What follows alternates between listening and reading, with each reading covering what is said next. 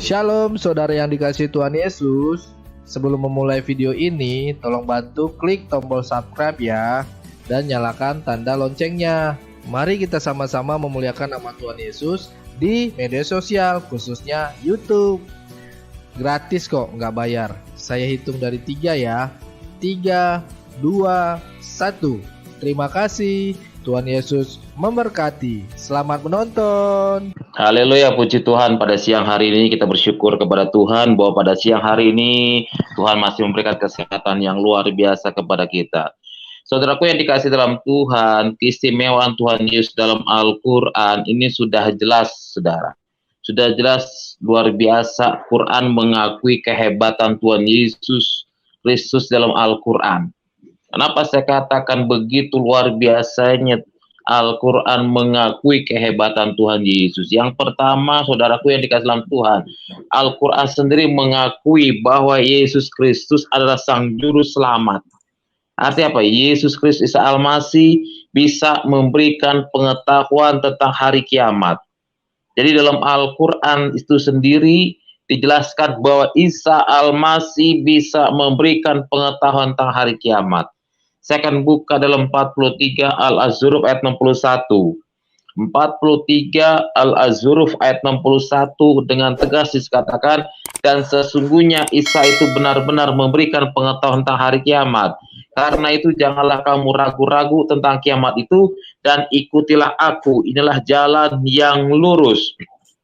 Yang menjadi pertanyaan buat pribadi kita sendiri, kenapa harus Isa Al-Masih yang bisa memberikan pengetahuan hari kiamat? Bukankah nabi-nabi lain ada? Bukankah Nabi Muhammad ada? Nabi Adam ada? Nabi Nuh ada? Kenapa harus Isa Al-Masih yang dijuluki memberikan pengetahuan tentang hari kiamat? Siapa sih dia sebenarnya? Sebelum saya bahas ini, saya akan buka dalam kitab Yohanes 14 ayat yang ke-6.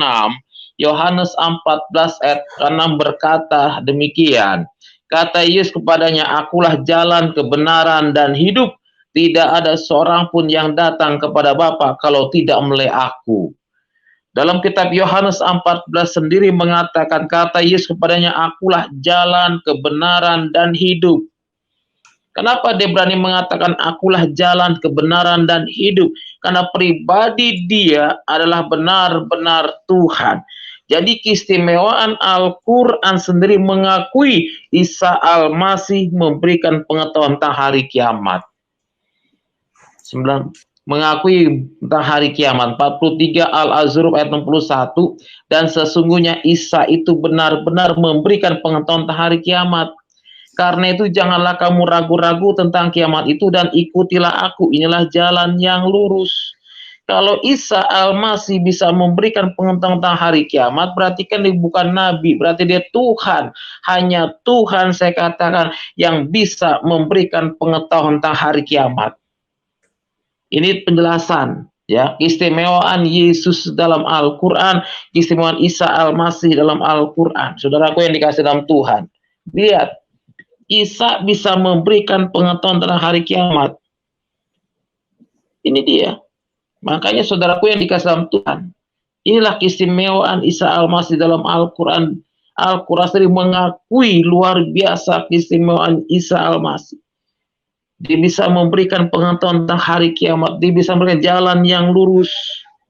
Bukan hanya terdapat dari Al-Quran, tapi di Yohanes 14 ayat 6 juga terdapat. Kata kepadanya, akulah jalan, kebenaran, dan hidup. Tidak ada seorang pun yang datang kepada Bapa kalau tidak melalui aku. Nah, kalau seandainya Yesus bukan Tuhan, nggak mungkin ayat ini mengatakan akulah jalan, kebenaran, dan hidup. Karena pribadi dia Tuhan, sehingga dia berani mengatakan akulah jalan, kebenaran, dan hidup. Tidak ada seorang pun yang datang kepada Bapa kalau tidak melalui aku. Diperjelas lagi 43 Al-Az-Zuruf ayat 61. Dia bisa memberikan pengetahuan tentang hari kiamat. Orang yang bisa memberikan pengetahuan hari kiamat bukan nabi tapi Tuhan. Hanya Tuhan yang bisa mengetahui tentang hari kiamat. Luar biasa Isa Al-Masih di Al-Quran. Dia bisa mengetahui tentang hari kiamat, saudara. Nah, kenapa demikian? Karena Isa Al-Masih suci, saudara. Penjelasannya kenapa harus Isa yang bisa memberikan pengetahuan tentang hari kiamat. Sedangkan ada Nabi Nuh, Nabi Musa, Nabi Adam, bahkan Nabi Muhammad SAW sekalipun. Karena Isa Al-Masih terdapat dalam Al-Quran 19 Maryam ayat 19, dia itu suci. Jibril berkata, sesungguhnya aku ini hanyalah seorang utusanmu untuk memberikan kepadamu seorang anak laki-laki yang suci. Jibril berkata, sesungguhnya aku hanya utusan seorang Tuhanmu untuk memberikan kabar kebenaran, kabar keselamatan. Seorang anak laki-laki yang suci. Siapa? Isa ini Maryam Ruhullah kalimatullah. Isa anak Maryam. Maka ini bisa dijuluki seorang apa? Yang memberikan pengetahuan tentang hari kiamat. Keistimewaan Isa Al-Masih dalam Al-Quran, lihat. Memberikan pengetahuan tentang hari kiamat. Ada gak nabi lain bisa memberikan pengetahuan tentang hari kiamat selain Isa Al-Masih? Kira-kira ada gak? Saya katakan tidak ada. Hanya Isa Al-Masih yang bisa memberikan pengetahuan hari kiamat. Nabi lain gak ada, saudara. Hanya Isa Al-Masih. Hanya Isa Al-Masih yang bisa memberikan pengetahuan tentang hari kiamat. Gak ada nabi-nabi lain yang bisa memberikan pengetahuan, hanya Isa yang bisa memberikan pengetahuan tentang hari kiamat. Makanya keistimewaan Isa Al-Masih dalam Al-Quran ini jelas dibuktikan. Dalam 43 Al-Azhar ayat 61. Memang ada, saudaraku yang dikasih dalam Tuhan. Gak ada nabi-nabi lain, hanya Isa Al-Masih. Dan yang kedua, Isa Al-Masih apa? Diberi gelar kalimatullah. Bayangin.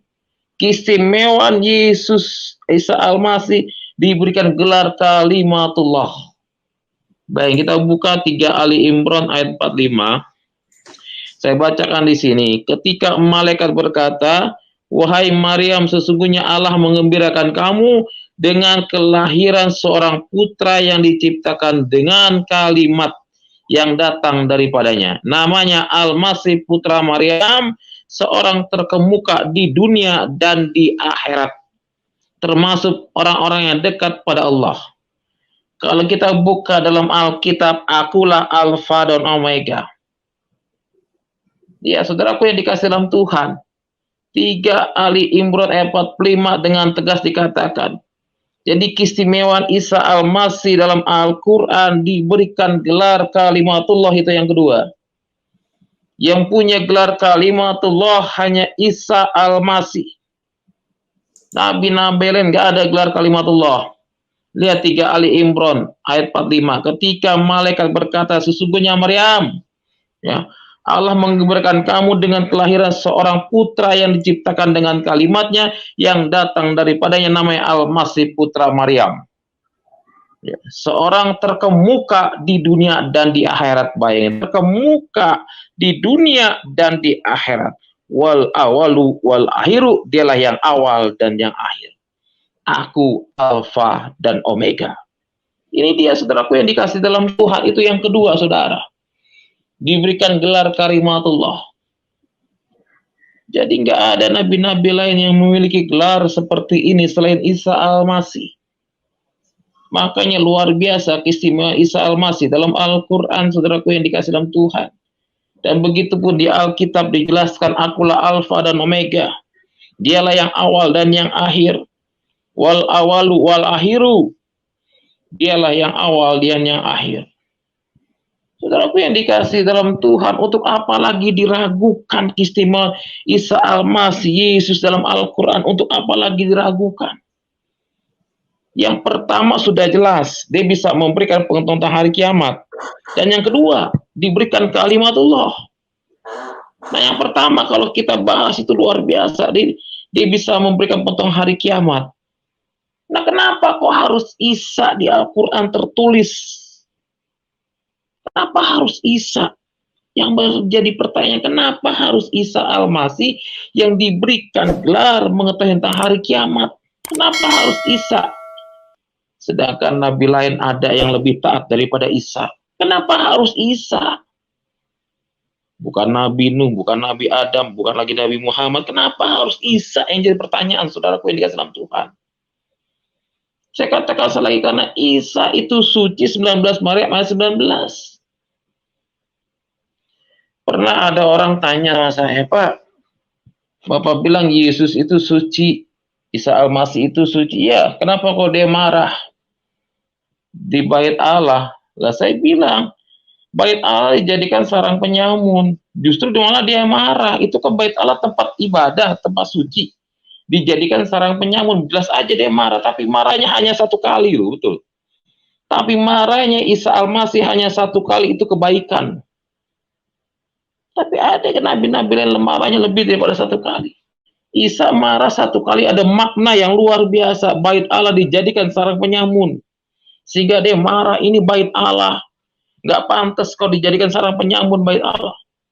Dijadikan tempat jualan dan lain sebagainya. Hanya satu kali. Ingat itu, kadang Anda tanya sama saya, Pak. Saya bilang, kenapa Isa Al-Masih katanya dia seorang Tuhan, Nabi, tapi kok dia marah? Iya marah di bait suci, betul saya bilang. Tapi kemarahan dia adalah kemarahan yang luar biasa. Hanya satu kali dia marah di bait Allah dijadikan sarang penyamun. Dijadikan sarang tempat penjualan dan sebagainya. Karena itu bait Allah tempat suci, tempat beribadah. Aku yang dikasih dalam Tuhan. Yang kedua, keistimewaan Isa Al-Masih adalah apa? Gelar kalimatullah, saya katakan tadi. Gelar yang dari Tuhan langsung, dari Allah langsung, saudara. Ini kan jelas 3 kali Imran ayat 45. Ketika malaikat berkata, wahai Maryam, sesungguhnya Allah mengembirakan kamu dengan kelahiran seorang putra yang diciptakan dari kalimatullah yang datang daripadanya, namanya Al-Masih putra Maryam, terkemuka di dunia dan di akhirat. Bayangin, orang yang dekat pada Allah, orang terkemuka di dunia dan di akhirat, luar biasa, saudaraku yang dikasih dalam Tuhan. Makanya inilah keistimewaan Yesus dalam Al-Quran, keistimewaan Isa Al-Masih dalam Al-Quran. Yang pertama, memberikan pengetahuan tentang hari kiamat, dan yang kedua, kalimatullah, diberikan gelar kalimatullah. Saudaraku yang dikasih dalam Tuhan, keistimewaan Yesus luar biasa dalam Al-Quran. Bukan hanya dia bisa memberikan pengetahuan tentang hari kiamat, tapi Yesus dalam Al-Quran, Isa Al-Masih dalam Al-Quran, saudaraku yang dikasih dalam Tuhan, ini yang seharusnya diimani oleh semua umat manusia. Betul. Maaf kata, kadang-kadang kita berkata, oh jangan kau beriman kepada Isa alaihissalam, beriman kepada Yesus. Sedangkan Al-Quran sendiri mengatakan, maaf kata, nanti sebentar saya buka, ini masih pada ayat yang tadi. Kita kembali nanti lihat. Saudaraku yang dikasih dalam Tuhan, Isa Al-Masih atau Yesus merupakan apa? Tiupan Rohul Kudus yang ketiga. Isa Al-Masih atau Yesus Rohullah Kalimatullah Rohul Kudus.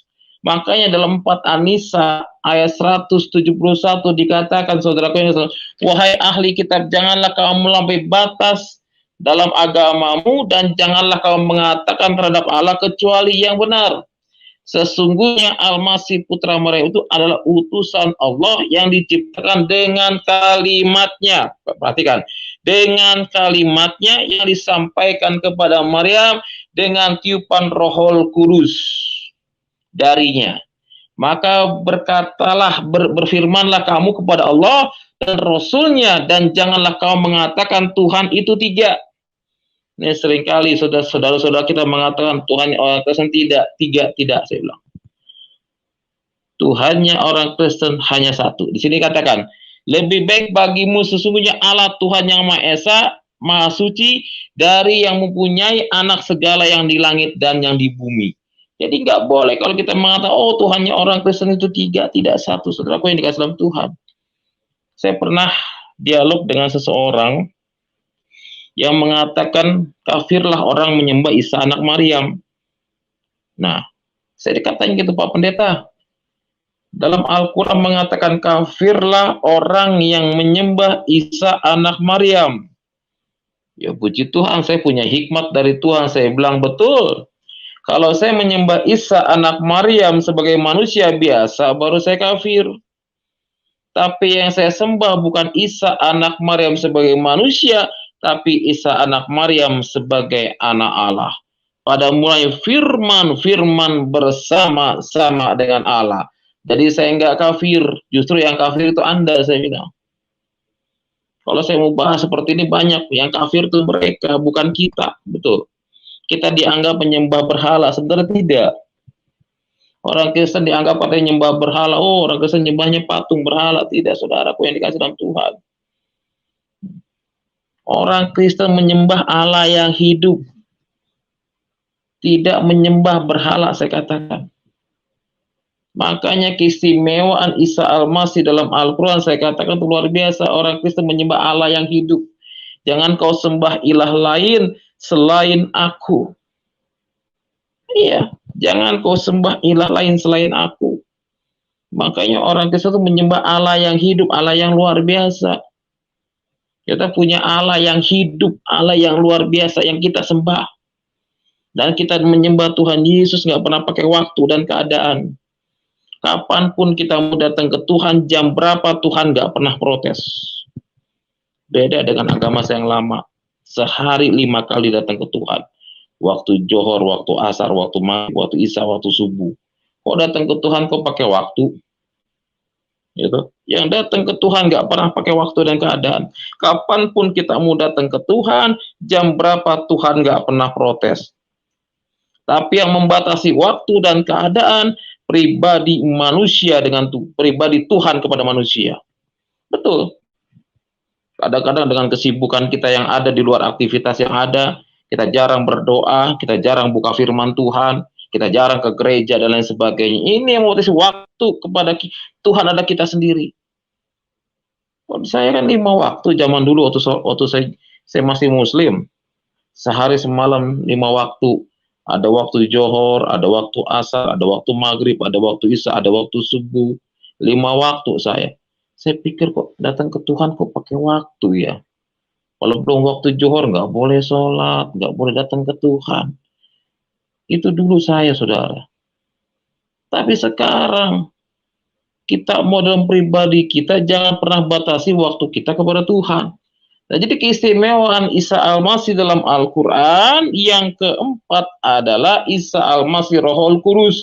Al-Quran sendiri mengakui Rohul Kudus dalam Al-Quran. Makanya anak-anak Tuhan dalam hidup ini, engkau tanpa Roh Kudus hidupmu maaf kata saudara. Tidak ada kekuatan. Makanya minta kekuatan kepada Roh Kudus, saudara. Saudaraku, ini bab yang keempat, Isa Al-Masih yang disebut suci, 19 Maryam ayat 19. Saya katakan tadi Isa Al-Masih suci 19 Maryam ayat 19. Nah, kenapa dikatakan suci sedangkan nabi-nabi lain maaf kata berdosa? Nabi Adam berdosa. Apalagi Mr. M. Saya buka Mr. M 48 Al-Fatihah 2. Agar Allah memberikan ampunan kepadamu Muhammad atas dosamu yang lalu dan yang akan datang, serta menyempurnakan nikmatnya dan menunjukimu ke jalan yang lurus. Bayangin saudara. Agar Allah memberikan ampunan kepadamu Muhammad atas dosamu yang lalu dan yang akan datang, serta menyempurnakan nikmatnya dan menunjukimu ke jalan yang lurus. 43 Al-Fat ayat 2. Dengan jelas dalam kitab 43 Al-Fat ayat 2, Mr. M berdosa, dia nggak bisa menyelamatkan pribadinya. Karena Al-Quran sendiri berkata, agar Allah memberikan ampunan kepadamu Muhammad atas dosamu yang lalu dan yang akan datang, serta menyempurnakan nikmatnya dan menunjukimu ke jalan yang lurus. Ini sudah jelas, saudaraku yang dikasih dalam Tuhan. Buat apa diragukan lagi keistimewaan Isa Al-Masih dalam Al-Quran? Jangan pernah ragukan Yesus dalam pribadimu, saudara. Jangan pernah tinggalkan Yesus dalam pribadimu, saudaraku yang dikasih dalam Tuhan. Saya katakan alangkah ruginya saudara yang meninggalkan Tuhan Yesus. Betul. Tapi alangkah untungnya kalau kita tetap setia bersama-sama dengan Tuhan. Memegang iman kita sungguh-sungguh. Percaya kepada Yesus sungguh-sungguh. Jangan pernah tinggalkan Yesus, saudara. Sampai akhir hayat kita. Inna lillahi wa inna lillahi roji'un. Kita tetap pegang Yesus, saudara. Kenapa? Karena keselamatan hanya ada dalam Yesus, saya katakan. Di luar Yesus tidak ada jaminan keselamatan. Tapi di dalam Yesus saya katakan ada jaminan keselamatan yang kekal. Tidak pakai kata insya Allah, tidak pakai kata mudah-mudahan, keselamatan pasti. Kenapa saya katakan keselamatan pasti? Dari Kejadian sampai dengan Wahyu saya belum pernah dengar kalimat insya Allah. Betul. Apa ada keselamatan? Insya Allah tidak. Keselamatan pasti, tidak pakai kata insya Allah. Nggak pakai kata mudah-mudahan. Sebab jika kau mengaku dengan mulutmu, dengan segenap hatimu, maka engkau diselamatkan. Sebab jika kau mengaku dengan mulutmu, dengan segenap hatimu, maka engkau diselamatkan. Mengaku dengan mulutmu, dengan segenap hatimu, maka engkau diselamatkan. Tidak pakai kata insya Allah. Jadi lihat saudaraku yang dikasih dalam Tuhan. Mr. M aja berdosa. Dia tidak bisa menyelamatkan pribadinya sendiri, apalagi pribadi umatnya, saudaraku yang dikasih dalam Tuhan.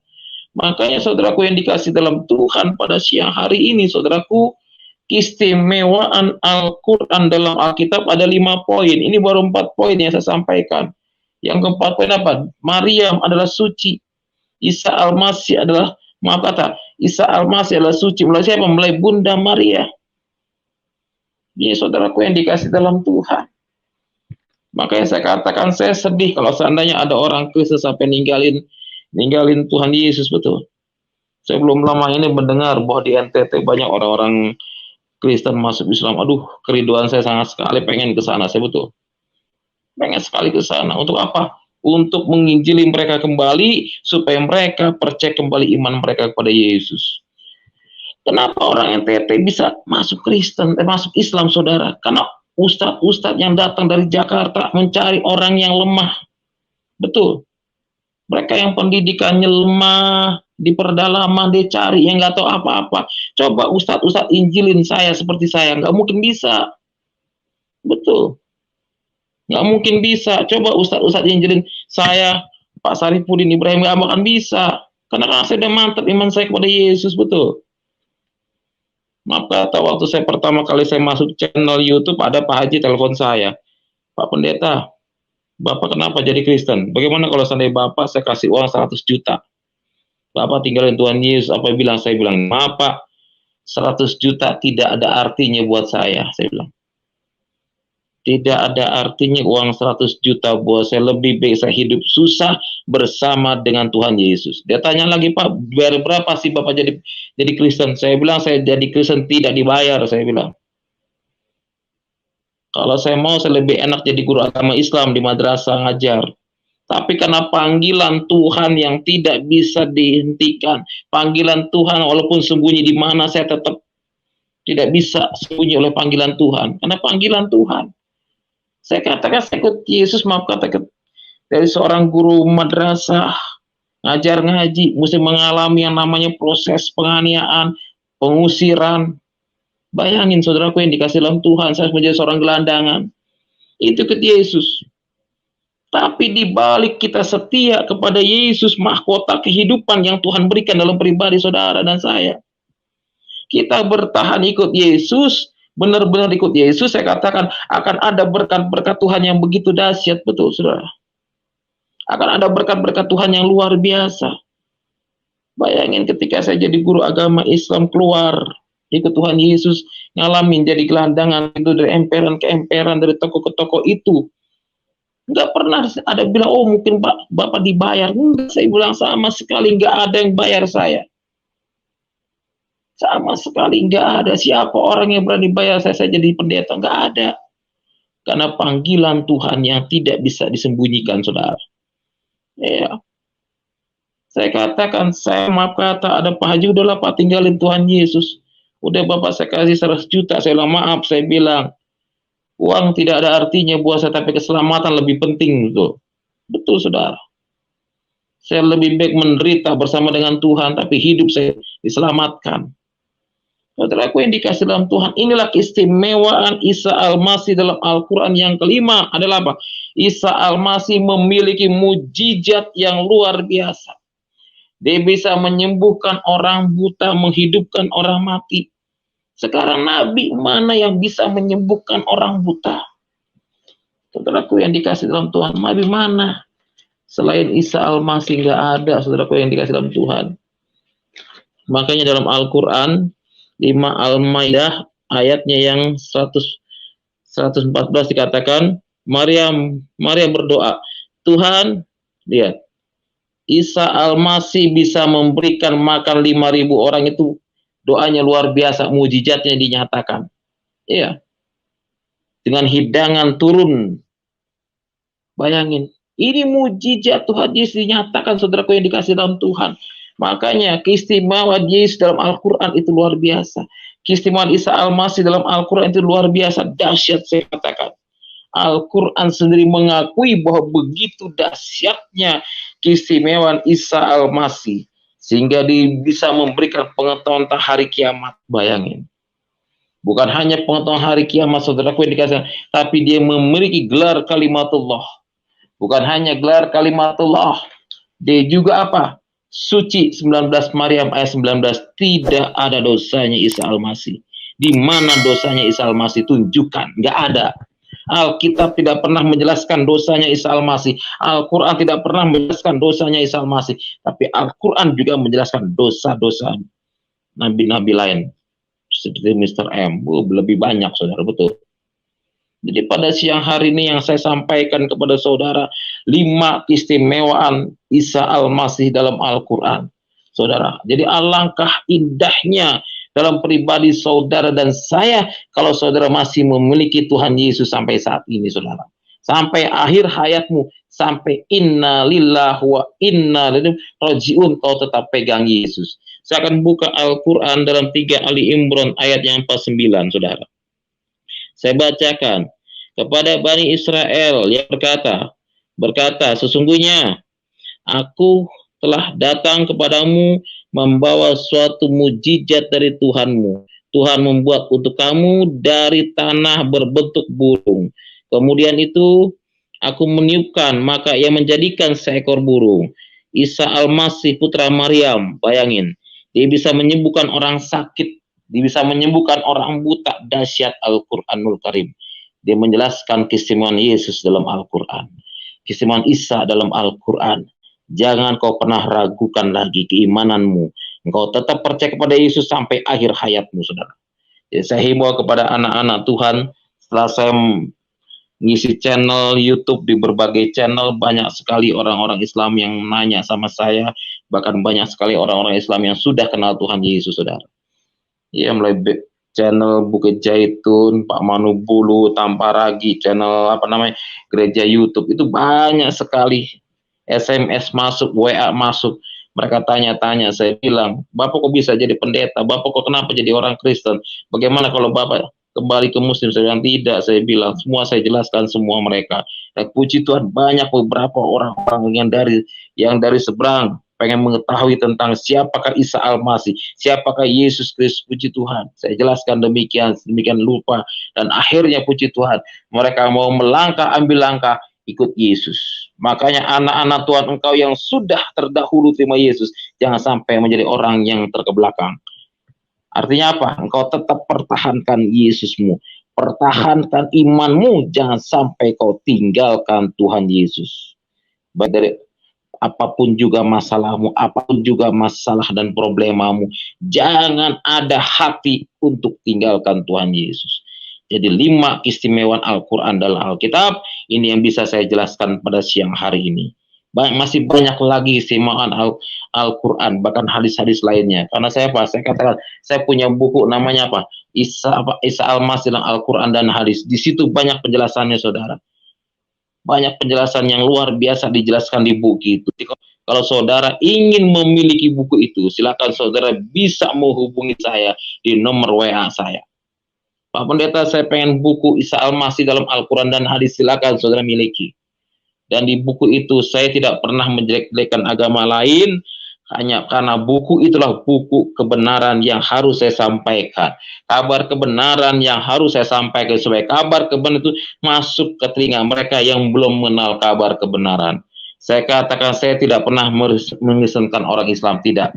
Tapi saya menyampaikan kabar kebenaran kepada mereka. Kalau kabar kebenaran itu sudah saya sampaikan kepada mereka, tergantung Roh Kudus yang bekerja. Pernah ada bilang sama saya, Pak Pendeta tukang tukang baptis orang. Pak Pendeta selalu mengajak orang untuk masuk Kristen. Oh tidak. Saya bilang saya hanya menyampaikan kabar kebenaran, kabar keselamatan kepada mereka. Karena kabar ini harus disampaikan kepada mereka. Akhirnya mereka terima, saudara. Makanya maaf kata, kalau seandainya ada orang Kristen sampai meninggalkan Tuhan Yesus, saya sangat sedih, betul. Saya sangat sedih sekali. Engkau yang sudah lahir dari sejak dalam kandungan, akhirnya kau meninggalkan Tuhan Yesus. Saya katakan, saya sangat sedih sekali, betul. Karena keselamatan ada dalam Isa Al-Masih, dalam Yesus Kristus, saudaraku yang dikasih dalam Tuhan. Belum lama saya dengar NTT, aduh, saya bilang saya nangis. Saya tuh rindu untuk ke sana, betul saudara. Saya rindu untuk ke sana. Makanya saya lagi bergumul supaya Tuhan izinkan hambamu berangkat ke NTT untuk mengembalikan iman orang-orang Kristen yang masuk Islam supaya mereka kembali kepada percaya kepada Tuhan Yesus. Itu kerinduan saya, saudara. Makanya pada siang hari ini melalui gereja YouTube firman Tuhan kebenaran yang saya sampaikan, keistimewaan Tuhan Yesus dalam Al-Quran, mari kita pegang Yesus kita sampai akhir hayat kita, sampai inna lillah wa inna rojiun. Aku tetap cinta Yesus. Kiranya Tuhan memberkati. Saya serahkan kepada hambanya untuk ruang tanya jawab. Haleluya, amin.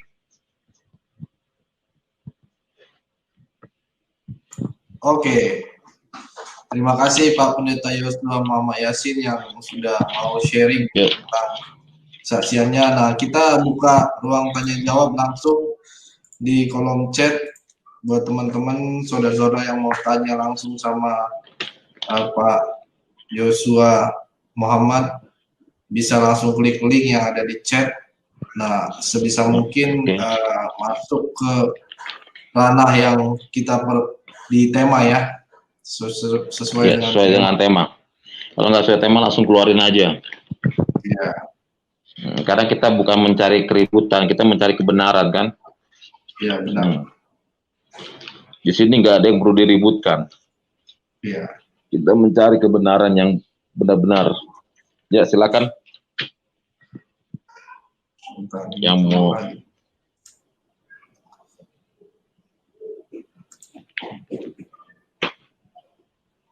Iya, berarti kita mau. Ya ada yang bertanya. Berarti konteksnya berarti di Al-Quran itu mengakui Yesus berarti ya Pak? Ini ada yang bertanya sih di chat ini. Iya. Jadi Al-Quran itu mengakui bahwa keistimewaan Yesus dalam Al-Quran itu luar biasa. Mengakui bahwa dia sang juru selamat, dia memberikan pengetahuan tentang hari kiamat. Itu luar biasa. Nah sekarang kenapa di Al-Quran tertulis Isa Al-Masih memberikan pengetahuan tentang hari kiamat bukan nabi lain? Karena dia adalah satu-satunya. Gitu loh. Ya, itu. Ya, silakan. Yang mau bertanya silakan, Pak. Yang mau bertanya silakan klik link yang di bawah. Saya udah jangan telepon ke handphone saya, langsung ke link aja. Ini ada yang masuk di handphone saya nih. Jangan ke handphone saya, langsung ke link aja. Langsung link yang ada di chat. Ini ada yang telepon saya nih, ke handphone saya. Masuk. Iya, tadi saya bikin nomor handphone Bapak. Ya, silakan ke link aja langsung. Yang mau bertanya silakan.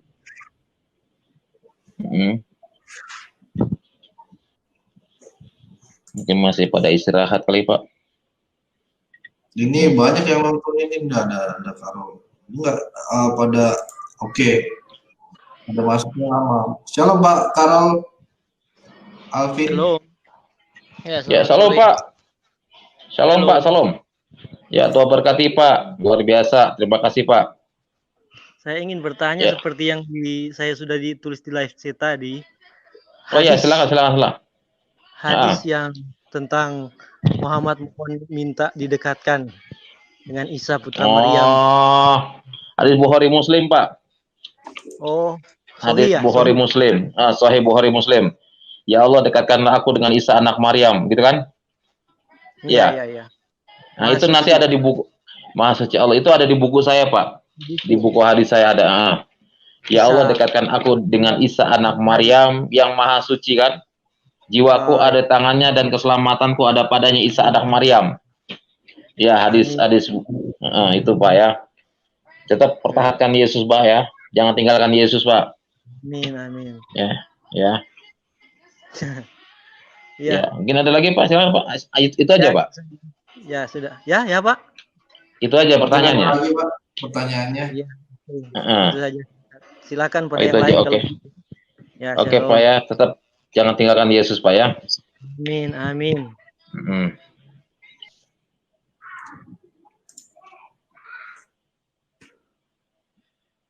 Buat saudara-saudara, caranya klik link di chat dan itu buka di Google gitu. Gampang sekali sebenarnya. Ya, link di chatnya, jangan langsung ke handphone saya ataupun ke handphone hambanya, langsung ke link aja. Karena kalau handphone saya berbunyi terus, nanti saya nggak angkat. Kalau masih dalam siaran.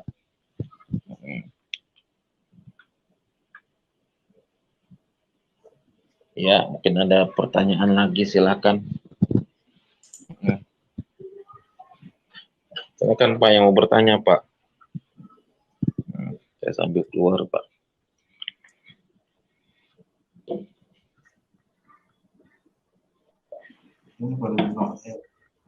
Langsung aja ya. Mas. Ya, langsung aja masuk.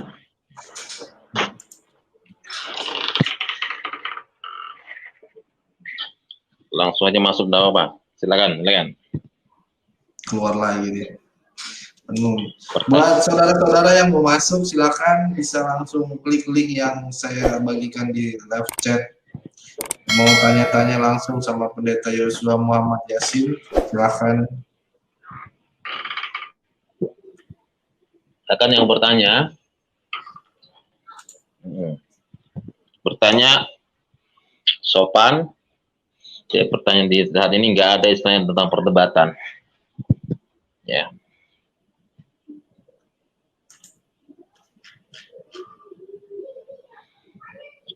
Masih satu orang yang bertanya.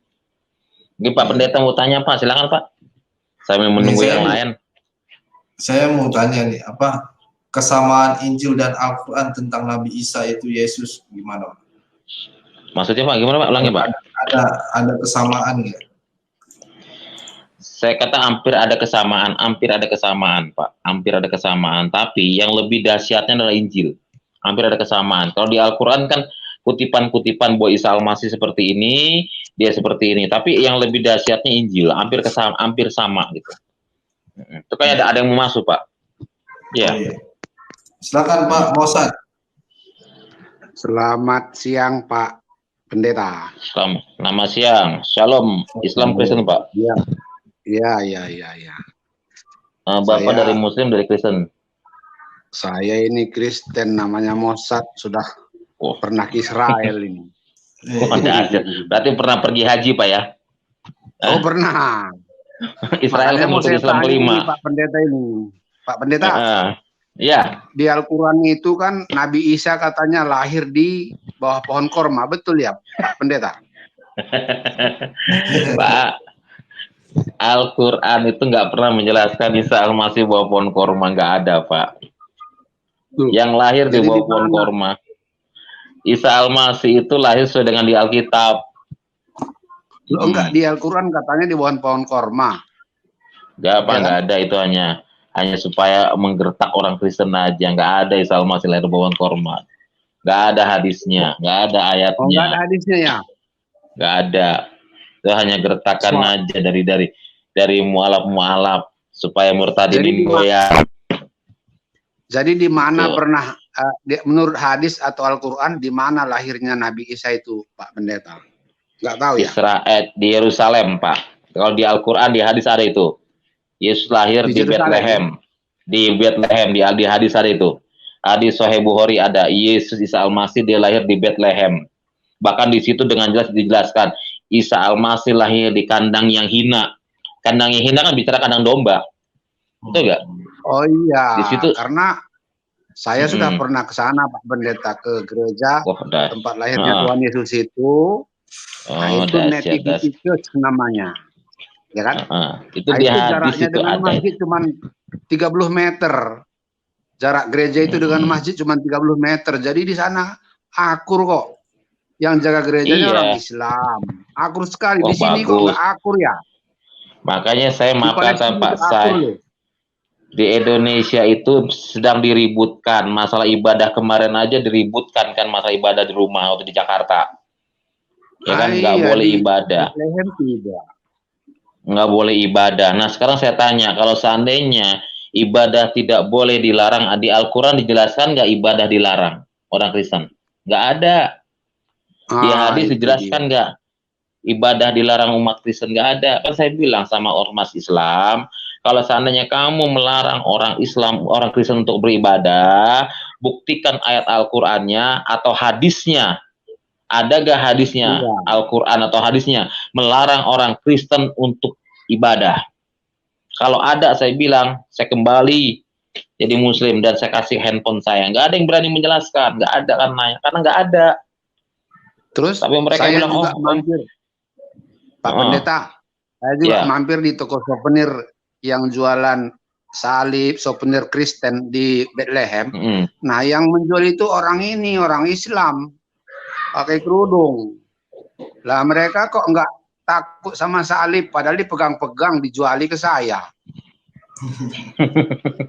Akhirnya kan ini saya heran Pak Pendeta. Di Bethlehem itu kan 50% Islam, 50% Kristen. Nah, orang Islam juga menjual souvenir yang pernak-pernik Kristen termasuk salib. Mereka nggak apa-apa, mereka pengrajinnya juga Muslim kok Pak gitu loh. Makanya ya cuman hanya di Indonesia, hanya di sini aja yang menganggap Kristen itu katanya kafir lah. Nah sekarang saya tanya, dari mana kekafiran kita gitu aja loh. Kan saya bilang sama mereka. Saya bilang sama mereka, kalau seandainya Kristen itu kafir, dibuktikan ayatnya, di mana kafirnya gitu. Di mana kafirnya kita? Makanya dia bilang orang Kristen itu kafir. Oh, dari mana kafir? Bisa gak Anda buktikan Al-Quran yang Kristen itu kafir? Atau hadisnya? Gitu loh. Mereka menganggap Kristen itu kafir, Kristen itu najis. Dari mana? Gitu loh. Oke. Terus satu lagi Pak Pendeta, ini saya membaca ini. Quran surah Al-Zukhruf ayat 43 ayat 74. Coba dibaca Pak. Bisa Pak Pendeta masih punya Al-Quran, mungkin bisa dibacakan itu. Al-Zukhruf berapa? Al-Zukhruf 43 ayat 74. 43 ayat 74. Iya. Coba bunyinya Pak Pendeta. Orang-orang yang berdosa kekal di dalam azab neraka. Jadi nggak ada Pak Pendeta ceritanya orang yang berdosa di sini sebentar diuji dulu di sorga, dicuci pakai api neraka terus naik di neraka dicuci, dosanya masuk surga. Ya udah bertentangan dengan ini kan, Az-Zukhruf ini kan. Iya betul. Jadi kalau mengacu kepada ini Pak Pendeta, mengacu kepada ini maka dibutuhkan penebusan. Seluruh manusia kan pernah berdosa kan? Iya betul. Manusia nggak ada yang kekal di dunia. Manusia itu tidak ada yang kekal di dunia. Semuanya berdosa. Hamba Tuhan ke siapapun pernah mengalami yang namanya dosa. Nah sekarang Isa Al-Masih pernah nggak ngalamin dosa? Mereka kalau itu buktikan, tidak pernah Pak Pendeta. Karena apa? Iya, karena tapi mereka kan saya jelasin tapi mereka kadang silakan Pak. Kalau Isa Al-Masih itu tidak berdosa karena dia bukan pertemuan antara sperma laki-laki dengan sel telur perempuan. Itulah namanya konsep dosa warisan dari Adam dan Hawa Pak Pendeta. Kita ini semua berdosa karena hasil pembuahan sel telur laki-laki dan perempuan. Jadi dosanya nurun ke kita. Tapi Tuhan Yesus kan di Al-Quran juga disebutkan itu bahwa Allah itu menghembuskan roh Allah kepada rahim Maryam sehingga dia hamil kan begitu kan? Jadi tidak ada. Betul. Nah itu makanya dia tidak berdosa Pak. Satu-satunya manusia yang tidak berdosa hanya Yesus Kristus karena dia bukan pembuahan sel telur dan sel sperma. Nah itu. Betul. Ini secara ilmu biologi loh. Saya memang orang IPA dulu. Iya betul, Pembentukan Pak. seorang bayi itu dari kromosom XX dari perempuan dan XY dari ayahnya, ya kan? Nah, ini Tuhan Yesus nggak ada XY dari si ayah, cuma XX aja dari ibunya ditambah Roh Kudus. Itulah makanya dia tidak berdosa, Pak Pendeta. Jadi, betul. nah gitu. Jadi kalau ada orang bertanya kenapa tidak berdosa, ya karena dia tidak dibuahi dari sel telur dan sel sperma laki-laki dan perempuan. Nah itu makanya. Jadi kalau ini kan saya diskusi dengan teman-teman saya Muslim juga, saya bilang ya kalau menurut Az-Zukhruf ini ya semua manusia berdosa, kalian membutuhkan penebusan sama dengan saya, makanya saya pilih Tuhan Yesus. Saya berdosa, ya kan? Kalau tidak ditebus oleh Tuhan Yesus di kayu salib, nggak mungkin kita masuk surga, pasti masuk neraka, sudah dipastikan. Betul. Nah itu kira-kira Pak Pendeta. Terus, nah ini tadi ya kalau saya nggak tahu ya mungkin Pak Pendeta bisa menjelaskan kepada saya Az-Zukhruf 43 ayat 74 ini. Nah ini yang kira-kira apalah dari saya tadi. Kemudian yang kedua Pak Pendeta mengenai saya juga sampai ke Masjid Al-Aqsa. Oh puji Tuhan. Iya. Saudara-saudara kita yang Muslim ya nggak di sana sholat beribadah bebas kok, nggak masalah, ya kan? Hanya di Indonesia aja yang kepada keblinger, Pak. Di sini dibikin seram, padahal saya ke sana nggak ada, semua bebas kok, dari negara mana saja bisa beribadah di dalam. Jadi tetap itu kan. Karena mereka gini loh Pak. Karena mereka mengetahui benar-benar mengetahui isi Al-Quran. Kalau seandainya mereka benar-benar mempelajari isi Al-Quran, memahami Al-Quran, nggak ada yang namanya mereka benci dengan orang Nasrani, betul? Iya, karena katanya jika ada kamu ke kurang tahu, kembalilah kepada tanyalah kepada ahli kitab, terdahulu. Ahli kitab orang-orang itu yang kan terdahulu, ahli kitab Al-Quran, Taurat dan Al-Quran, Injil. Zabur dan Injil, betul. Nah, jadi ya saya pikir tidak ada alasan lah bagi kita walaupun berbeda agama, saling membenci, itu saya kira tidak ada ajarannya seperti itu ya Pak Pendeta ya. Nggak ada, makanya saya puji Tuhan, saya setiap tahun Natal bersama Pak antara Islam dan Kristen. Bahkan ustadz-ustadznya pun hadir. Saya punya foto-fotonya. Ada foto-foto saya. Kalau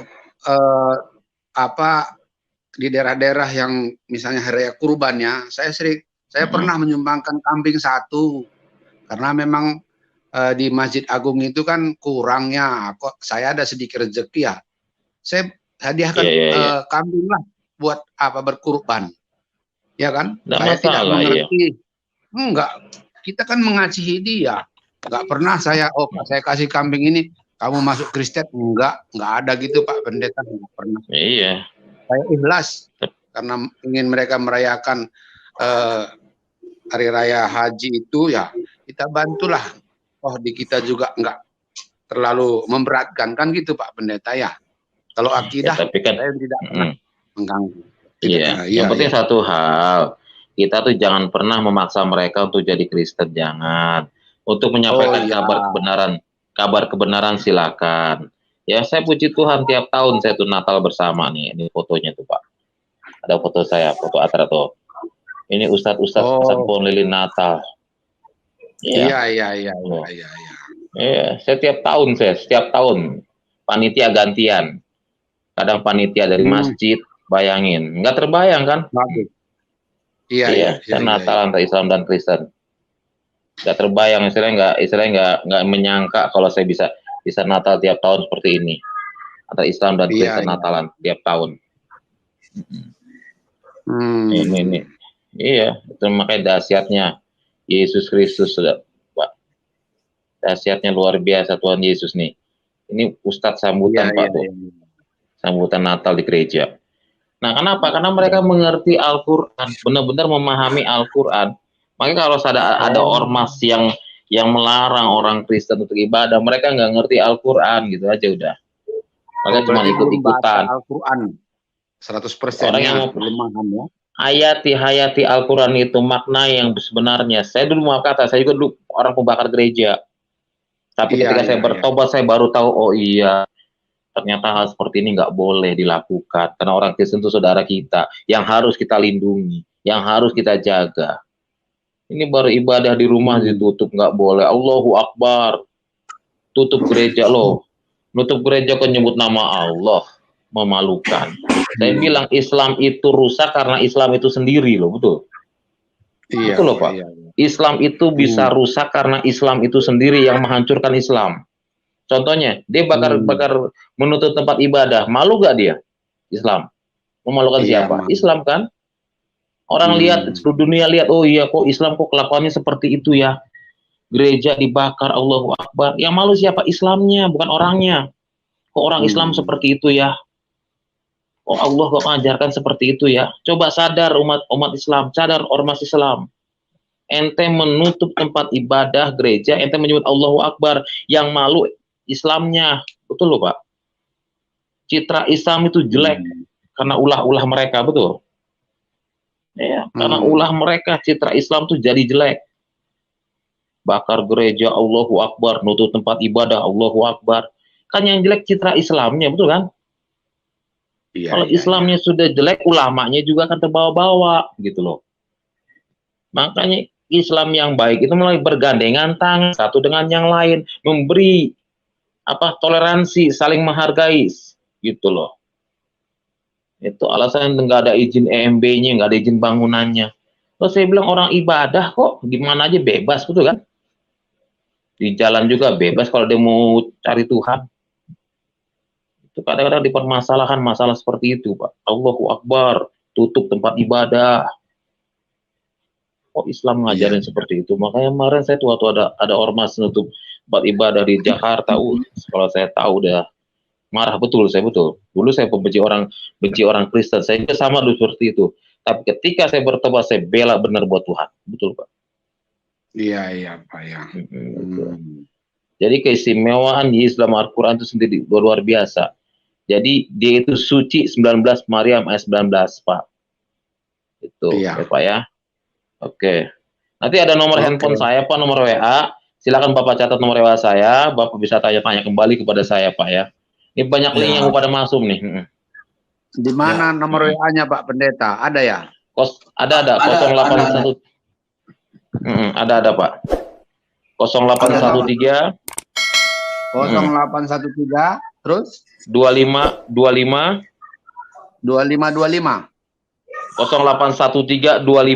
nya 1. Saya ulangi lagi Pak. 0813 25 68 29 47 ya. Ya, silakan Bapak WA saya. Oke Pak ya. Oke, Tuhan berkati Pak. Selamat siang Pak. Ya. Tuhan berkati. Haleluya, amin. Haleluya, amin. Ya. Oke, silakan Mas Henry Siaan. Shalom. Ya, Pak. Shalom Pak Siaan. Ya, shalom. 7. Shalom Pak Siaan. Pak Henry Siaan. Tuhan berkati Pak. Selamat siang Pak. Ya, oke, Tuhan berkati Pak. Selamat siang Pak. Ya, haleluya. Ya, haleluya. Oke, silakan Mas Henry Siaan. Shalom. Shalom. Shalom Pak. Iya, Tuhan berkati Pak Henry Siaan. Gimana Pak? Oke, Tuhan berkati Pak. Selamat siang Pak. Halo. Ya, halo Pak. Silakan Pak. Shalom Pak, silakan Pak. Ya, silakan Mas Hendy silakan. Shalom. Shalom Pak. Iya, Tuhan berkati Pak Henry Siaan. Pak Henry Siaan, tolong ininya dimatiin satu. Ini double suaranya. Jangan ditonton dari YouTube ya. Bapak langsung dari handphone nelponin aja. Saya mau bertanya ini. Silakan Pak, ya Pak, silakan Pak. Ya.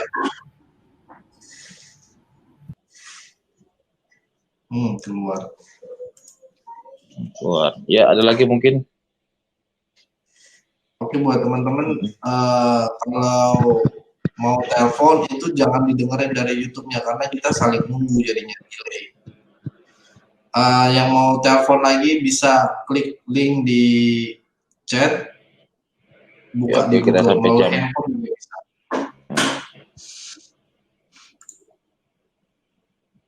Oke, kita sampai jam 3.15 Pak ya. Karena jam 4 siap. ada pelayanan. Oke, siap Pak. Oke, silakan yang mau bertanya, silakan Pak.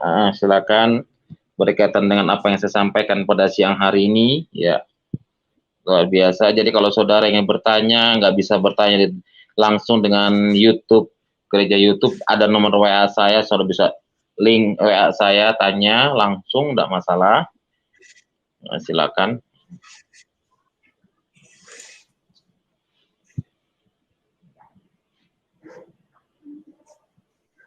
Ada yang mau masuk kali Pak? Belum ada.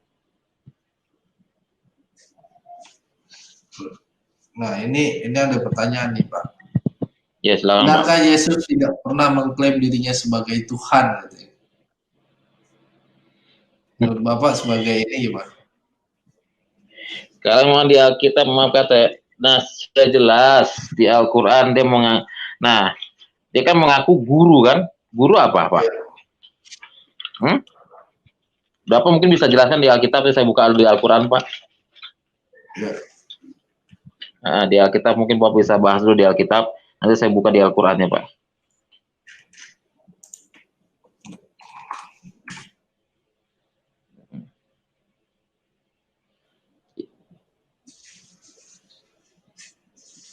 Saya katakan sekali, Yesus memang betul tidak pernah menganggap dirinya sebagai Tuhan, tapi dia itu sebagai 100% manusia, 100% itu Tuhan, gitu loh. Nah, pada saat dia di kayu salib, apa yang dikatakan? Ya, ketika dia mau mati di kayu salib, ampunilah mereka apa yang mereka perbuat, gitu loh. Ini kan tanda mujizat loh. Ampunilah mereka apa yang mereka perbuat, karena mereka tidak tahu ya Bapa, gitu loh. Ya. Nah, kalau seandainya Allah tidak mengutus dia sebagai Tuhan, buat apa dia ketika Yohanes Pembaptis berkata, inilah anakku yang kukasihi, kepadanya lah aku berkenan. Nah, kalau dia bukan Tuhan, ada gak Roh Kudus ke situ turun? Ketika Yesus dibaptis oleh Yohanes Pembaptis, kira-kira adakah perkataan itu keluar dan turun kalau dia bukan Tuhan? Nah, sekarang yang menjadi pertanyaan, kalau dia bukan Tuhan, bisa gak dia membangkitkan Lazarus yang sudah mati? Gitu loh.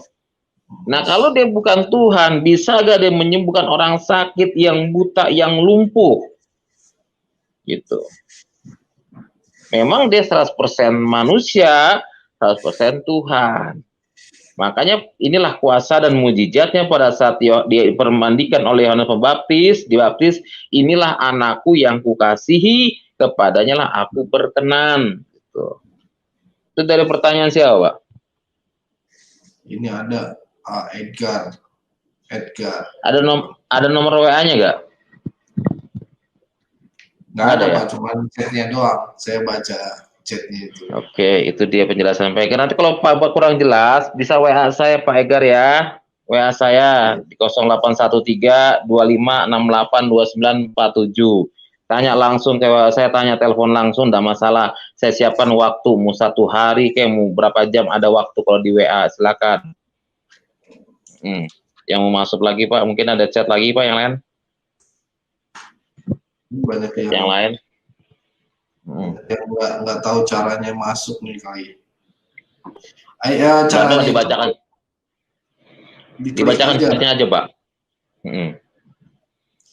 Ada chat lagi Mas mungkin yang menarik. Kalau di WA silakan. Nah ini ada yang masuk nih Pak. Yang mau masuk lagi Pak, mungkin ada chat lagi Pak yang lain. Yang lain. Nggak tahu caranya. Silakan Pak Paulus. Halo. Yang dimatiin Pak, yang di YouTube-nya dimatiin. Ayo, ntar Pak ya. Soalnya double. Oke. Udah bagus Pak suaranya Pak. Shalom, shalom Pak. Shalom Pak. Shalom Pak, selamat siang Pak. Tuhan berkah. Kedengaran Pak ya Pak, silakan Pak. Nah, suara Bapak kedengaran, suara saya kedengaran Pak? Kedengaran Pak, kedengaran. Ya. Itu Ini orang sekaitan Medan, Pak, tadi ya? kan saya. Oh iya benar-benar. Mau jua-jua Pak. Mencua-cua ya. Saya Silakan, hanya Pak. ingin menambahkan saja, atau apakah pemikiran saya itu Ah. sejalan. Kalau di Matius 12 ayat 8 itu bunyinya apa itu, Pak? Matius 28 ayat berapa, Pak? Matius 12 ayat 8. 12 ya. Oke. Ntar saya buka dulu, Pak. Matius.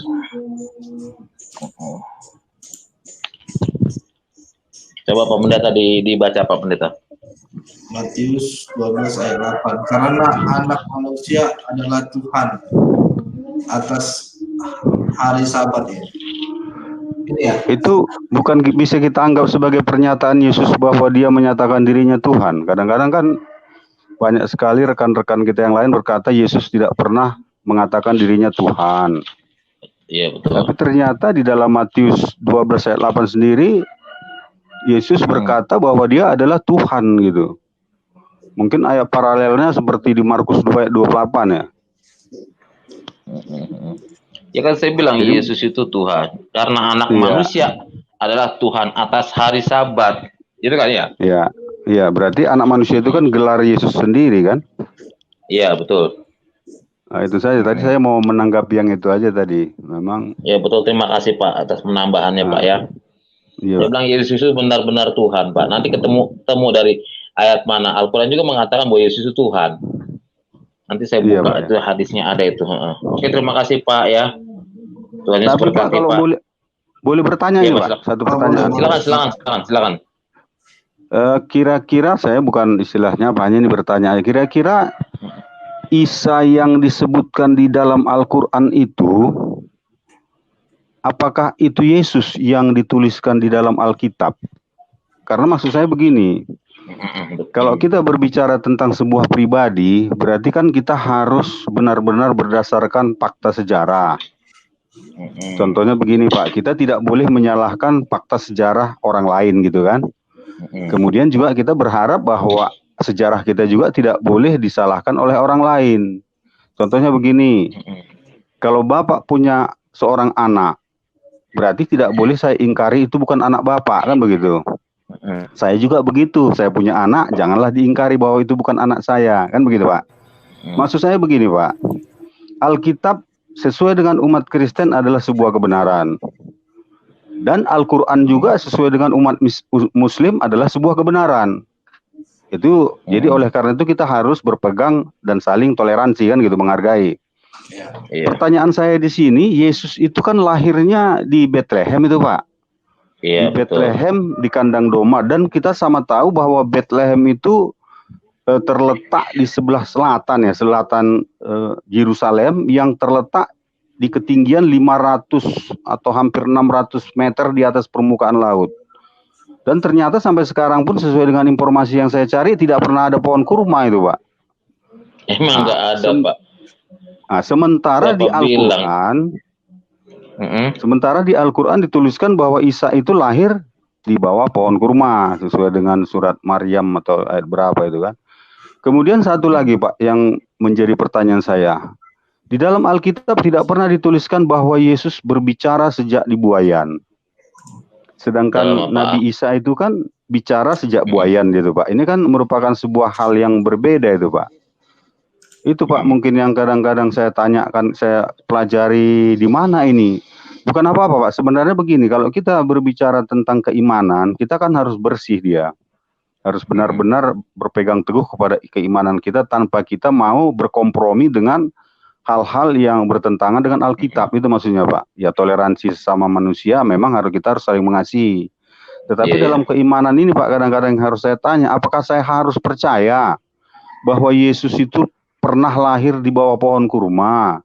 Ataukah saya harus percaya bahwa Yesus itu pernah berbicara sejak buayan? Sementara sejarah-sejarah belum pernah saya dengar ada seorang nabi yang pernah bicara sejak buayan Pak. Ini mungkin pertanyaannya Pak. Terima kasih Pak. Ya. Baik, mungkin Pak Pendeta ada mau menambahkan Pak Pendeta? Lanjut Pak, langsung Pak, Bapak. Baik, begini Pak. Ya kalau menurut saya Kalau mungkin dari pandangan mereka, iya Yesus lahir di bawah pohon korma, itu pandangan mereka. Tapi kita kembali kepada pandangan kita aja lah. Nah, kalau saya belum pernah loh, saya istilahnya saya katakan saya lagi, bahwa Yesus tidak pernah lahir di bawah pohon korma, gitu loh. Nggak ada Yesus lahir di bawah pohon korma. Dia lahir di Bethlehem, menurut Alkitab, gitu. Iya, Pak. Jadi yang harus kita lakukan, yang harus kita kerjakan, yang pertama sekali kita beriman kepada apa yang Alkitab katakan aja lah, gitu loh. Karena maaf kata, karena Al-Quran itu maaf kata nggak berbeda-beda gitu loh Pak, penjelasannya nggak sama gitu loh. Walaupun itu kitab suci, saya kata nggak pernah sama penjelasan dan pembeberannya tuh nggak pernah sama. Kadang-kadang saya juga bingung gitu loh. Yang satu mengatakan ini, yang satu mengatakan ini. Jadi yang benar yang mana gitu loh. Iya, makanya Al-Quran itu nggak pernah sama gitu loh. Ini saya punya Al-Quran nggak pernah sama, beda-beda penjelasannya. Tapi kalau Alkitab nggak pernah beda, selalu sama gitu aja. Kita ambil yang selalu yang anggap sama aja lah. Jadi, kalau kita menurutin Al-Quran seperti ini, yang satu seperti ini, kita yang pusing nantinya, gitu loh. Kita yang pusing. Dia lahir di bawah pohon korma. Ada lagi seperti itu mengatakan lahir seperti di sini. Yang penting satu, kita berpatokan ini yang mana yang benar aja udah. Kalau kita menerima Al-Quran, maaf kata saya sekarang saya mempelajari Al-Quran, kok beda gitu loh Pak. Teman saya punya Al-Quran satu penjelasannya seperti ini.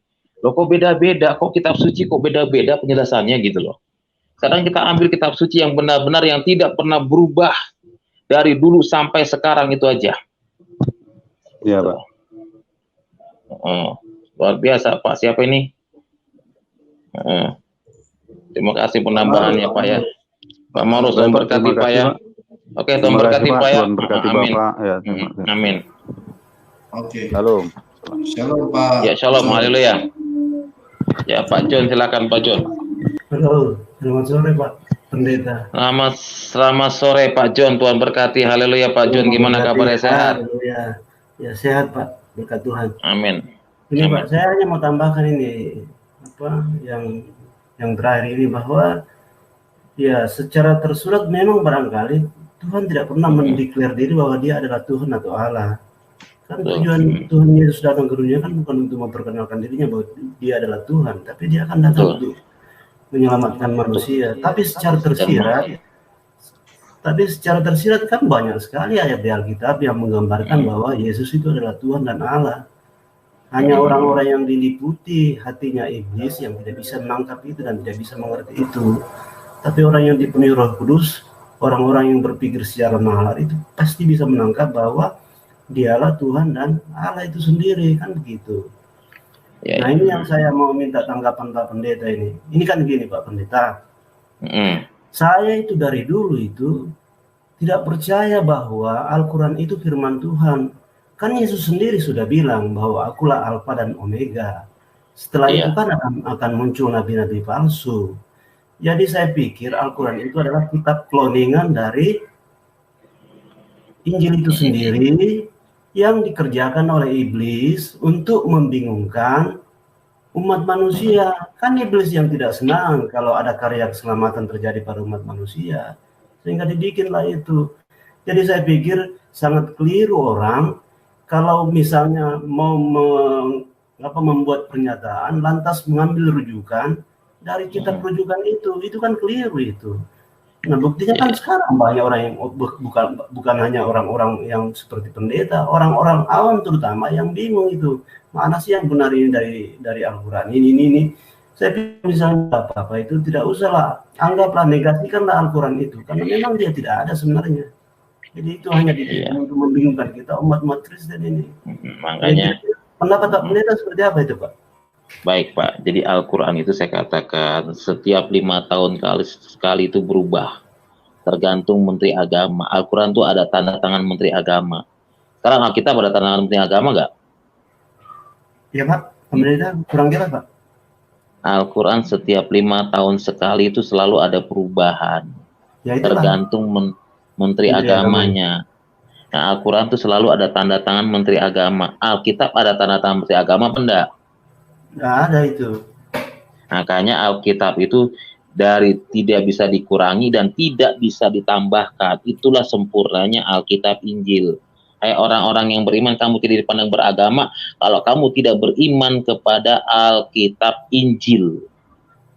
Gitu. Jadi maaf kata, kalau kita mempelajari Al-Qur'an, makanya ini teman-teman Kristen ini, jadi seperti Bapak yang tadi yang terakhir itu Pak Barus itu, enggak usah bingungkan itu, anggap saja itu tidak ada, mau dia bilang apa Yesus itu sama dengan Isa sama itu ngomong kosong semua itu, lahir di bawah pohon kurma itu kan cerita karangan dongeng semua itu, enggak usah itu. Yes, sudah dijelaskan kita ini enggak usah dengarkan itu. Sudah dijelaskan Yesus lahir di Bethlehem. Iya. Kok di karang-karang di kandang di buah pohon korma. Kalau Yesus lahir di buah pohon korma, berarti aneh kadang-kadang. Masa apa ada Al-Quran mengatakan, ada lagi yang mengatakan katanya Yesus itu agamanya Islam, kan kurang ajar itu. Yonatan Nandar kurang ajar itu dia. Nah, saya bilang kalau seandainya Yesus lahir agamanya Muslim, kenapa nggak ada beriman kepada Yesus kan? Yonatan Nandar, betul kan? Yonatan Nandar bilang berkata apa? Yesus agamanya Islam, kan kurang ajar itu saya bilang. Saya sih dulu Pak Pendeta, sejak saya sih SMA itu sudah yakin bahwa apa yang mereka yakini itu salah, itu pekerjaan itu saya pikir. Jadi sampai sekarang kan semakin terbukti bahwa mereka itu sebenarnya ya domba-domba yang tersesat. Coba channel apa namanya YouTube, gereja YouTube Pertemukan Saya dengan Yonatan Nandar, kita dialog lah. Ya. Oke. Coba saya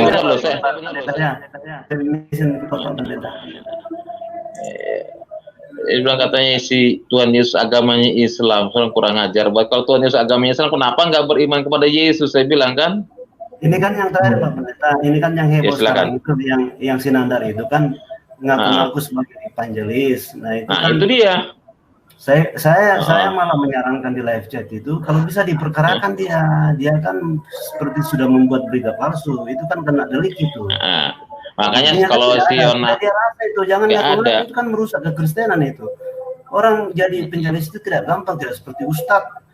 Murtad 1 hari ya sudah jadi mualaf 1 hari bisa sudah jadi ustadz tanpa sertifikat apa segala macam. Evangelis itu sulit, itu menjadi pendeta itu sulit itu.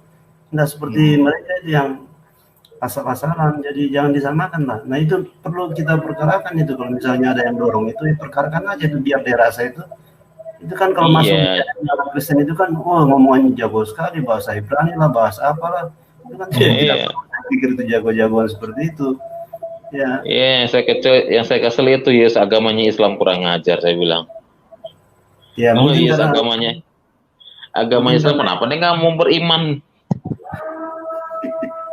Mungkin karena itu pengertiannya bahasa kan muslim kan dikonotasikan bahwa muslim itu Islam, padahal kan itu orang saleh pengertiannya itu kan muslim, orang yang taat, orang yang takwa, tidak berarti bahwa dia itu Islam. Karena kita Kristen itu ya kita kekristenan itu kan bukan agama tapi mengikut Kristus kan gitu.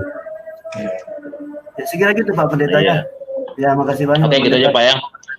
Oke, makasih Pak, Tuhan berkati ya. Saya berharap kok si Yonatan Iskandar bisa dialog sama saya dengan satu syarat, buktikan evangelisnya, gitu loh. Kalau dia sudah bisa membuktikan evangelisnya habiskan di mana, tanggal berapa, hari apa, di gereja mana, dialog sama saya. Termasuk Yahya Waloni, gitu. Tidak apa-apa, silakan. Kan yang mau masuk lagi Pak, satu orang lagi Pak ya, silakan. Ya, satu orang lagi. Terima kasih Pak John. Terima kasih Pak John ya, Tuhan berkati Pak, haleluya. Silakan. Shalom. Iya, shalom. Selamat sore. Selamat sore Pak, Tuhan berkati, haleluya Pak. Selamat Pak. Iya, Pak Pendeta Yasin. Apa kabar? Luar biasa. Siapa ini? Asley. Tinggal di mana Pak? Pak Yasin, saya yang biasa chatting, pelayanan biasa, kaum gadar. Chatting. Iya. Papua. Iya. Papua, ya gimana Pak? Iya Pak, Pendeta itu terkait dengan untuk Yonatan Nandar itu iblis itu, nggak usah terlalu dengar dia itu. Iya, saya cuma saya kesannya yang dibilang Yesus itu agama Islam.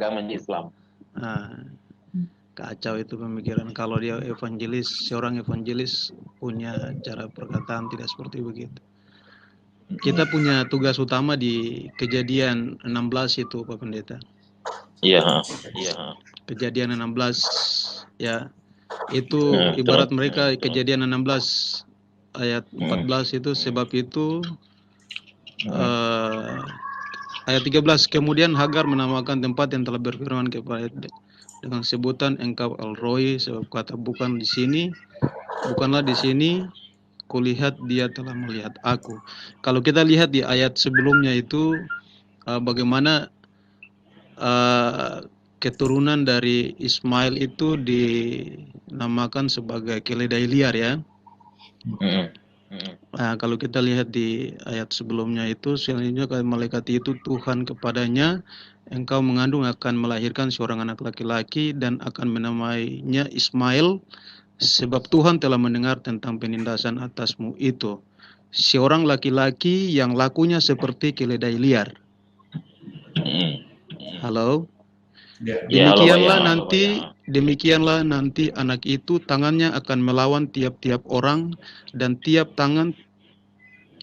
tangan tiap-tiap orang akan melawan dia, dan di tempat kediamannya ia akan menentang semua saudaranya. Nah, ini firman ini sudah jelas kalau kita baca. Jadi sebagai catatan penting bagi saudara-saudara kita, firman Tuhan untuk Kejadian 16 ini sudah tidak bisa kita gugat lagi, apa yang disampaikan firman ini ya dan amin. Iya, ya. Apa yang sudah dituliskan itu tidak bisa diubah. Jadi saudara-saudara kita, mereka mau membenarkan diri supaya mereka benar, tidak bisa. Firman Tuhan ini apa yang sudah di perjanjian Allah itu cuma 2 saja. Cuma 1 saja, Abraham, Ishak dan Yakub. Itu aja perjanjian Tuhan kepada mereka. Di luar daripada itu ya keledai liar yang sudah dituliskan dalam Kejadian 16 ini. Seorang laki-laki yang lakunya seperti keledai liar. Demikianlah nanti anak itu tangannya akan melawan tiap-tiap orang. Jadi kalau kita lihat akhir-akhir ini ya banyak perkembangan yang dari channel-channel yang seperti saya lihat juga Yonatan Nandar itu memang iblisnya luar biasa, itu keledai liar itu. Iya, nggak mau ngalah dia. Keledai liar. Jadi enggak apa-apa, itu kita mendoakan saya itu bagi tantangan pelayanan. Iya. Tantangan pelayanan. Jadi artinya kalau tidak ada sama sekali pasti kita biasa-biasa, tapi kalau ada orang-orang seperti begitu kan kita juga bisa pelajari kebenaran yang sesungguhnya. Amin. Terima kasih, Pak. Ya, puji Tuhan. Jadi tetap Pak Pendeta eksis dalam pelayanan ya. Amin. Doa apa ya? Siap. Oke, salam buat Papua. Amin. Tuhan berkati. Oke, Tuhan berkati Pak ya. Oke. Ya. Oke, selamat siang kepada penonton YouTube Gereja YouTube di mana berada. Inilah yang dapat saya sampaikan pada siang hari ini. Jika memang ada kesalahan itu dari kebodohan saya, mohon dimaafkan. Saya serahkan kepada hambanya. Apa tutup dengan doa, Pak? Ya, terima kasih Pak. Gimana langsung aja Pak Pendeta, doa. Ada ya kata-kata motivasi dan edukasi buat yang nonton. Masih ada 500 orang yang nonton nih. Terima kasih. Oke, terima kasih kepada penonton dimanapun Anda berada melalui Gereja YouTube. Melalui pembahasan saya pada siang hari ini, saya menghimbau kepada anak-anak Tuhan dimanapun Anda berada. Himbauan saya sekali lagi, jangan pernah tinggalkan Tuhan Yesus dalam pribadimu. Tetap bertahan imanmu sampai akhir hayatmu. Engkau tetap cinta Yesus selama-lamanya. Sampai inna lillahi wa inna ilaihi rajiun. Aku tetap cinta Yesus. Jangan pernah tinggalkan Yesus. Jangan pernah ragukan Yesus. Dia adalah benar-benar Tuhan dan Juru Selamat pribadi. Saya akan berdoa buat saudara. Kembali kami mengucap syukur kepada Tuhan atas semua kemurahan dan kebaikan-Mu ya Tuhan. Engkau Allah kami yang dahsyat dan luar biasa. Berkati gereja YouTube, channel gereja YouTube ini ya Bapak. Penonton YouTube dimanapun berada pada siang hari ini. mereka yang menyaksikan siaran hamba-Mu secara luar biasa. Tuhan, berkati seluruh pendengar, penonton dimanapun mereka berada. Berkati setiap anak-anak Tuhan yang mengalami pergumulan sakit penyakit, dalam nama Tuhan Yesus ada kesembuhan yang luar biasa dan dahsyat, karena Engkau Allah yang dahsyat dan luar biasa. Terima kasih Tuhan, kami serahkan semua ini ke dalam tangan-Mu, di dalam nama Tuhan Yesus. Haleluya, amin. Baik Pak, selamat sore, kiranya Tuhan memberkati. Haleluya, amin. Amin. Terima kasih Pak, God bless. Ya, sama-sama Pak, amin. Yuk. Oke, buat teman-teman, thank you banyak udah nonton videonya, dan saya berharap jangan lupa untuk like, komen, dan share. Ini sangat memberkati. Kalian bisa bagikan ke grup-grup keluarga. Ini adalah bagian dari pelayanan juga. Terima kasih udah stay di sini, mempercayakan saya sebagai pembawa acara, dan juga dukung terus konten-konten rohani seperti ini dengan cara klik subscribe. Karena dengan cara klik subscribe inilah teman-teman kita bisa semangat lagi menyebarkan, memuliakan nama Tuhan di media sosial gitu. Memang Tuhan kita nggak perlu di ini, cuman dukung kami untuk meningkatkan channel ini, karena banyak tantangan, sebenarnya tantangan banget dari channel-channel rohani seperti ini kalau tidak didukung dengan subscribe, like, share, dan komen, karena tuntutan YouTube juga semakin tinggi gitu. Jadi buat saudara-saudara yang dikasihi Tuhan Yesus, tolong bantu subscribe, like, komen, dan share. Komen aja gitu. Kalau nggak bisa subscribe ya komen aja di komentar, karena analitik YouTube itu sangat bermanfaat bagi kami sebagai konten kreator rohani atau Kristuber.